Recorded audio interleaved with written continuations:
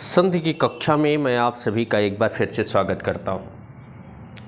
आप ही लोगों को कहने की वजह से मैं वीडियो बनाना शुरू किया हूं और यह हमारे लिए एक नया मंच है। फिर भी मैं कोशिश कर रहा हूं अच्छे से अच्छा वीडियो बनाकर देने का। और आप लोगों ने अभी तक जितने वीडियो बने हैं ना तो आप लोगों ने लाइक किया है और ना ही सब्सक्राइब किया है, तो प्लीज़ आप लोग वहाँ जाइए और लाइक और सब्सक्राइब कीजिए ताकि मेरे जितने भी वीडियो मैं आप बनाऊं वह सारे के सारे वीडियो आपको मिल सके। अभी तक आप लोगों ने स्वर संधि के बारे में पढ़ा कि स्वर संधि क्या होता है। स्वर संधि के दो भेदों को भी आप लोगों ने पढ़ लिया है, दीर्घ संधि और गुण संधि। दीर्घ संधि के अंतर्गत बताया गया था कि जब दो समान वर्णों का आपस में मेल होता है तो वे दीर्घ हो जाते हैं। गुण संधि के बारे में बताया गया कि ह्रस्व या दीर्घ आ में से किसी भी वर्ण का मेल ह्रस्व या दीर्घ ई के किसी भी वर्ण से हो तो दोनों मिलकर ए हो जाते हैं। तथा दूसरा था कि ह्रस्व या दीर्घ आ में से किसी वर्ण का मेल ह्रस्व या दीर्घ ऊ में से किसी वर्ण से हो तो दोनों मिलकर ओ हो जाते हैं। आज हम सभी वृद्धि संधि संधि का स्वर संधि का तीसरा भेद है वृद्धि संधि। वृद्धि संधि के बारे में जानेंगे। वृद्धि का मतलब होता है बढ़ना, वृद्धि होना, बढ़ोतरी होनी। अब बढ़ोतरी कहाँ पर हो रहा है? अभी तक गुण संधि के बारे में, गुण संधि में आपने देखा था वहाँ पर ए और ओ का आगम हुआ था। ए और ओ का जब वृद्ध होगा, वृद्धि होगी तो वृद्धि का मतलब हो जाएगा अय और औ होना, अय और औ। एक गुण संधि का गुण में वृद्धि हो गया, वृद्धि हुआ तो अय और औ हो गया। अब अय और औ का आगम कहाँ से होता है? ये भी बहुत महत्वपूर्ण होता है। चूँकि दीर्घ वृद्धि संधि का नियम कहता है कि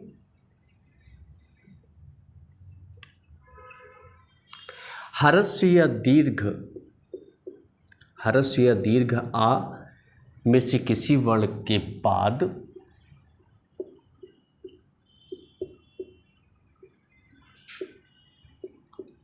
यदि ए या ऐ आए तो दोनों मिलकर अय हो जाते हैं। दोनों मिलकर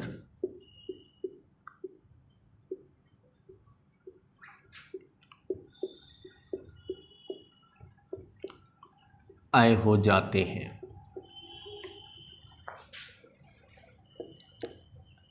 तथा ह्रस्व या दीर्घ आ में से किसी भी वर्ण, यहाँ ह्रस्व या दीर्घ आ लिखा जा रहा है तो इसका मतलब है कि इन दोनों में से किसी भी वर्ण का मेल यदि ओ या औ में से किसी वर्ण से हो, ओ या औ में से किसी वर्ण से हो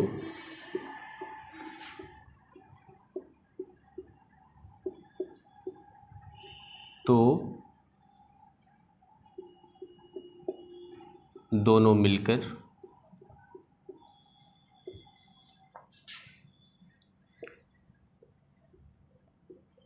क्या हो जाएंगे? औ हो जाएंगे। वृद्धि हो रहा है तो ओ में अगर वृद्धि होगा तो औ हो जाएगा, औ हो जाते हैं।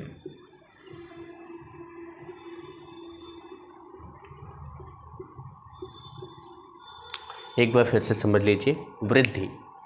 वृद्धि संधि का नियम कहता है कि यदि आ या फिर बड़ा आ में से किसी वर्ण के बाद ए या ऐ आए, ए या ऐ आए का तात्पर्य है कि दूसरे शब्द का पहला वर्ण, मतलब दूसरे शब्द का आदि वर्ण अगर ए या ऐ में से कोई भी हो तो दोनों मिलकर ऐ हो जाएंगे। और अगर ह्रस्व या दीर्घ आ में से किसी वर्ण का मेल ओ या औ में से किसी वर्ण से होता है तो दोनों मिलकर औ हो जाते हैं। आप यहाँ पर उदाहरण देख सकते हैं। चूंकि नियम ही कह रहा है, नियम कह रहा है कि पहले शब्द का अंतिम वर्ण ह्रस्व या दीर्घ आ हो और दूसरे शब्द का आदि वर्ण ए या अ में से कोई भी वर्ण हो तो दोनों मिलकर अ हो जाते हैं। तो है सदा धन एव।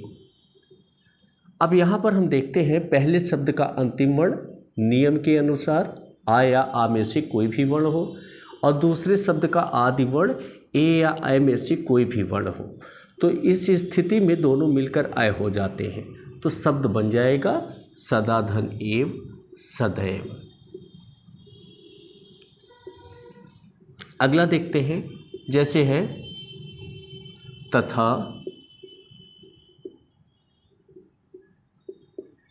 धन एव। अब यहाँ पर भी देखते हैं, यहाँ पर भी पहले शब्द का अंतिम वर्ण ह्रस्व या दीर्घ आ में से कोई भी वर्ण हो और उसका मेल ए या अ में से किसी भी वर्ण से हो तो दोनों मिलकर अ हो जाते हैं। तो शब्द बन गया तथैव।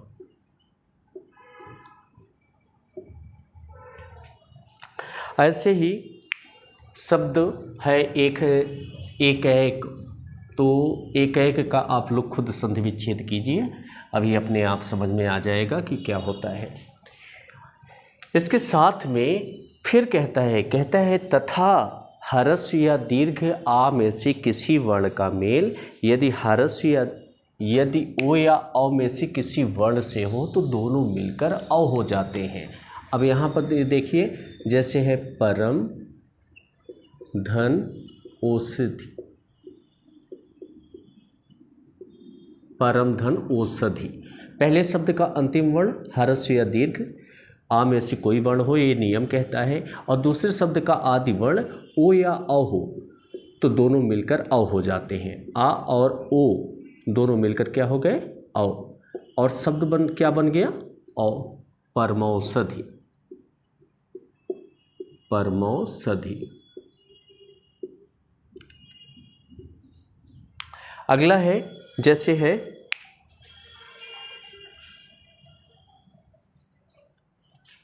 परम धन औदार्य, परम धन औदार्य। अब पहले शब्द का अंतिम वर्ण ह्रस्व या दीर्घ आ में से कोई भी वर्ण हो, नियम कहता है, और दूसरे शब्द का आदि वर्ण ओ या औ में से कोई भी हो तो उस स्थिति में भी वह अव ही बनता है। अब शब्द हो गया परमौदार्य।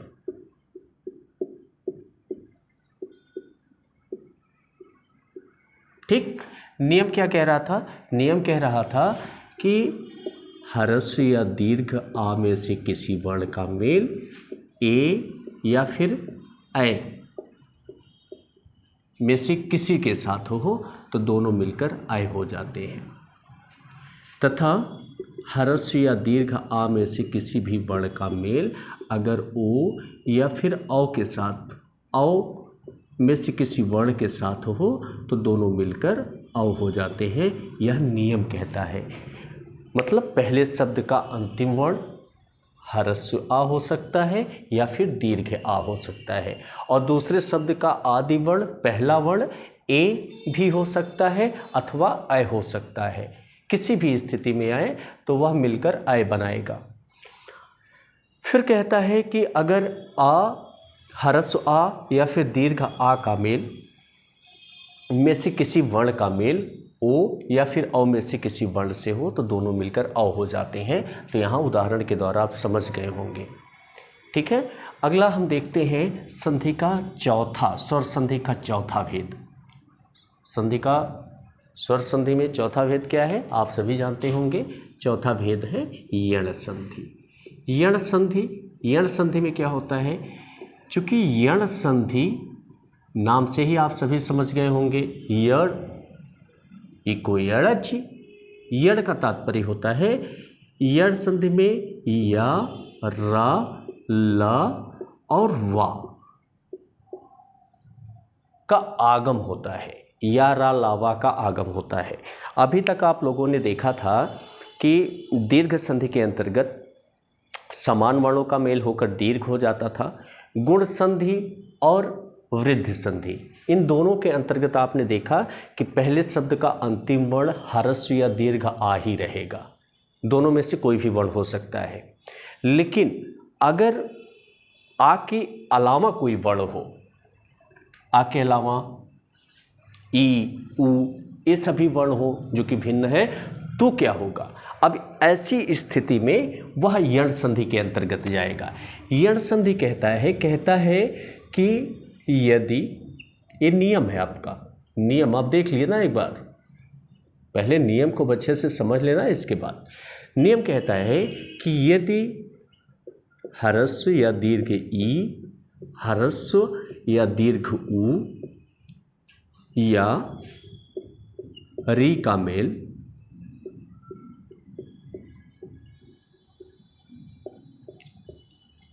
भिन्न स्वर से हो। कैसे स्वर से? भिन्न स्वर से। भिन्न स्वर से हो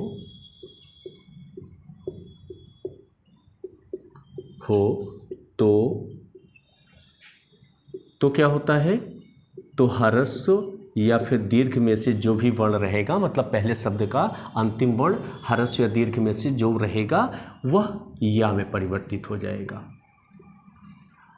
तथा ह्रस्व या दीर्घ उ का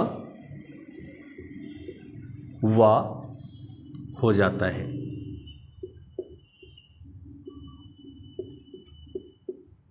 री का रा होता है, बट कहीं पर बहुत ज़्यादा शब्द नहीं होते, इसका अपवाद के रूप में एक आध दो शब्द आपको मिल जाएंगे, बस केवल आप यही जानिए। इसके अंतर्गत क्या है? यदि ह्रस्व या दीर्घ ई में से किसी वर्ण, कोई भी वर्ण हो, ह्रस्व या दीर्घ उ में से कोई वर्ण हो, या फिर री का मेल किसी भी भिन्न स्वर से हो, तो उस स्थिति में जो पहले शब्द का अंतिम वर्ण ई रहेगा, ई की जगह पर या हो जाएगा। अगर पहले शब्द का अंतिम वर्ण उ या दीर्घ उ है तो वह वा में परिवर्तित हो जाता है। अब जैसे देख लेते हैं, जैसे है सु धन आगत। चूंकि जब सामान्य परिचय स्वर, जब संधि का सामान्य परिचय बताया गया था तो उसमें बताया गया था कि यण संधि का जब या और वा या फिर रा या फिर ला, जब इन वर्णों का आगम होता है तो यह अपने साथ एक आधा वर्ण लेके आता है। आधा वर्ण लेके आता है, शब्द रहता है तो, और अगर संधि विच्छेद दिया गया है तो संधि विच्छेद से आप कैसे करोगे? जिस वर्ण के ऊपर आपको ई या उ की मात्राएं दिखाई देंगी, जिस वर्ण के ऊपर ये सारी मात्राएं दिखाई देंगी, वह वर्ण अपने आप आधा हो जाएगा। जैसे यहाँ पर सु लिखा गया है, सा वर्ण के ऊपर उ की मात्रा दिया गया है, तो यह सा आधा हो जाएगा, यह सा आधा हो जाएगा। अब उ का क्या आदेश हो रहा है? उ का यहाँ देख लीजिए, उ का वा आदेश हो रहा है, उ का वा आदेश हुआ, वो भी हलंत युक्त। अब दूसरे शब्द का पहला वर्ण यहाँ पर देख रहे हैं बड़ा आ है। अब इसके साथ जब वा के साथ बड़ा आ आपस में मिल गया तो दोनों मिलकर वा हो गए। अब ये जो आधा वर्ण था, यह आधा वर्ण इस वर्ण के साथ वा के साथ मिल गया, और बाकी जो दो वर्ण दूसरे शब्द के लास्ट के दो वर्ण बचे हैं, उन दोनों वर्णों को हम यहाँ लिख लेते हैं, तो शब्द बन गया स्वागत। ये तो वा का आगम हुआ। अगला देखते हैं, देखिए अगर पहले शब्द का अंतिम वर्ण ह्रस्व या दीर्घ ई में से कोई वर्ण हो और उसका मेल किसी भिन्न स्वर से हो तो क्या होता है? देखिए जैसे है पहले शब्द का अंतिम वर्ण ई, ह्रस्व या दीर्घ ई में से कोई हो, इति और अधिक शब्द। अब यहाँ पर देखेंगे पहले शब्द का अंतिम वर्ण क्या है?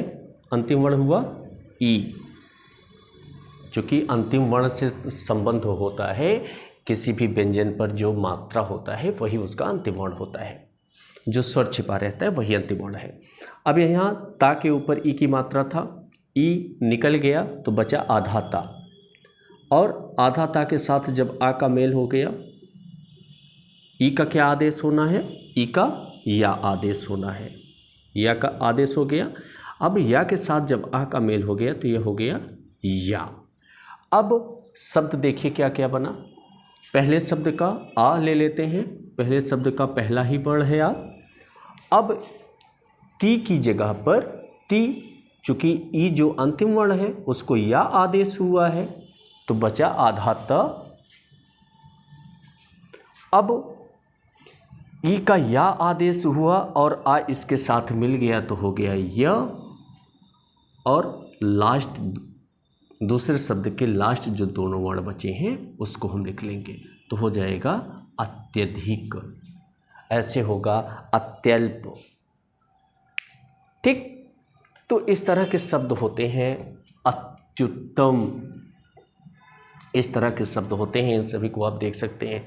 अब भिन्न स्वर मतलब पहले शब्द का अंतिम वर्ण अगर ह्रस्व या दीर्घ ई में से कोई वर्ण हो या फिर ह्रस्व या दीर्घ ऊ में से कोई हो तो आप सभी को पता है कि ई का या आदेश हो जाता है, ऊ का वा आदेश हो जाता है। अगर हम भिन्न स्वर को और किसी वर्ण को लेके आते हैं, जैसे है अनु इति। अभी यहाँ देखिए क्या होगा, आ चूँकि पहले शब्द का अंतिम वर्ण ऊ है और दूसरे शब्द का आदि वर्ण ई है, ऊ का क्या आदेश हुआ, ऊ का वा आदेश हुआ हलंत युक्त, और ई इसके साथ हो गया तो शब्द क्या हो गया, ई इसके साथ अगर हो गया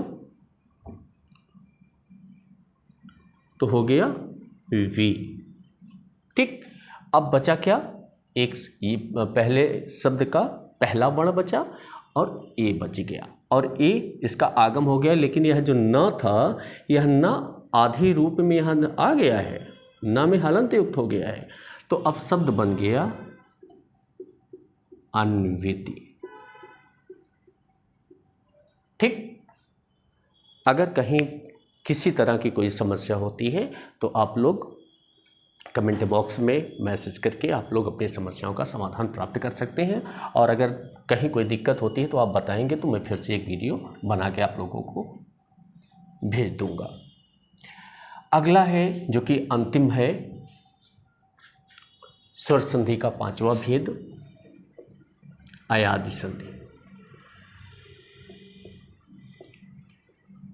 अयादि संधि,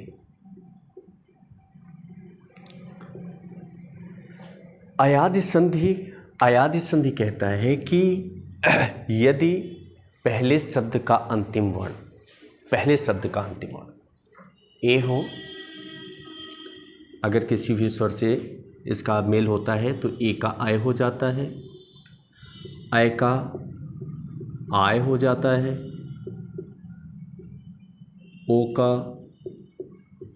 अव आदेश होता है और अव का आव आदेश होता है। ठीक, हाँ, ध्यान रखना सब में हलंत लगा हुआ है। अब क्या कहता है, कहता है अयादि संधि कहता है कि जब पहले शब्द का अंतिम वर्ण ए हो, आय हो या ओ हो या फिर अव हो, मतलब इन चारों में से कोई भी वर्ण हो, तो उसका ए का अय का आय, ऊ का अव का आव आदेश होता है। जैसे पवन, शब्द क्या है, पवन। अब जब हम इसका संधि विच्छेद करेंगे तो हो जाएगा, चूँकि अब पहले शब्द के पहले वर्ण में जो स्वर छिपा हुआ है और दूसरा वर्ण जो है वह दोनों मिल जाता है। यहाँ पर आगम हुआ है अव का। अब यहाँ देखते हैं अव का आगम कहाँ से होता है, ओ का, ओ से। तो हम पहले वर्ण के ऊपर ओ की मात्रा लगाएंगे, पो धन, चूँकि वा का आगम ओ से हुआ है। अव का आगम ओ से होता है, तो यहाँ पर केवल स्वर ही स्वर हर्ष स्वर बचा हुआ है, तो हो गया पोधन अन। अब यहाँ पर देख लेते हैं प, जब इसका हम वर्ण विच्छेद करेंगे तो ओ है और इसके बाद अन है, अब ओ की जगह पर क्या था, ओ का अव आदेश हो गया, प हलंत ओ को क्या आदेश हो गया, अव, अव और अन। अब प जब आ के साथ मिला तो हो गया पूरा प, मतलब स्वर इसके साथ मिल गया तो हो गया प। व जब इसके साथ आ के साथ मिल गया तो हो गया पूरा व, और न जो कि लास्ट वर्ड था तो हो गया पवन। अगला देख लेते हैं, जैसे है आय, ए, ने, धन, अन। अब न हलंत ए, धन, अन। अब ना को ज्यों कहते हो हम लिख लेते हैं, ए का क्या आदेश हुआ था, आया, हलंत युक्त या है, और दूसरा अन। अब ना का जब आ के साथ मेल हुआ तो ये हो गया पूरा न, या का जब आ के साथ तो यह पूरा आ, और बचा न, हो गया शब्द नयन। ठीक, अब इसके बाद आते हैं, जैसे है आय, तो नय, धन, अक। न का क्या हुआ, आय, धन, अक। अब न का उसी रूप में अय का क्या आदेश हुआ, अय का आय आदेश हो गया है, हलंत युक्त या है, और दूसरे अगला जो शब्द है अक है। न जब आय के साथ मिल गया तो हो गया ना पे बड़ा की मात्रा, या जब आ के साथ मिला तो या हो गया, और अंतिम वर्ण क हो गया, तो शब्द बन गया नायक। ध्यान दीजिएगा आप लोग, क्योंकि ये जो अयादि संधि है, अयादि संधि का संधि विच्छेद करने के लिए एग्ज़ाम में बहुत ज़्यादा दिया जाता है, हमेशा याद रखिएगा। अगला है, ये तो हो गया आय। अब में के अंतर्गत आप लोगों ने पो और अन वाला उदाहरण देख लिया है, तो यहाँ पर प, ओ और अन। पा को ज्यों कहते हो हम हलंत युक्त लिख देते हैं, ओ का अव आदेश होता है, वा में हलंत लगा रहता है, याद रहे। इसके बाद अन, फिर पा जब आ के साथ मिल गया तो ये पूरा पा हो गया, वा आ के साथ मिल गया तो पूरा आ, और बचा न, ना को ज्यों कहते हो गया पवन। ठीक इसी रूप में अगला भी देख लीजिए, एक आव का उदाहरण, पो, धन, अक। अब प मात्रा को निकाल लेते हैं, ओ की मात्रा है, और अक को ज्यों कहते हैं लिख लेते हैं, अक हो गया, पा हुआ, ओ का क्या आदेश हुआ, अव, और अव का पौ, सॉरी इसको पौ कर लेते हैं, पा को अव, अब ये अव हो गया, अभी तक ओ था, अब यह अव हो गया, अव, धन, अक। अव का प, अव का क्या आदेश हुआ, आव, वा में हलंत है, याद रखिएगा, अक। अब पा का आ के साथ तो पा हो गया, वा का आ के साथ व, और लास्ट बचे हुए वर्ण को शब्द क्या हो गया, पावक। ठीक है, इस तरह से आप स्वर संधि के पांचों भेदों को समझ सकते हैं।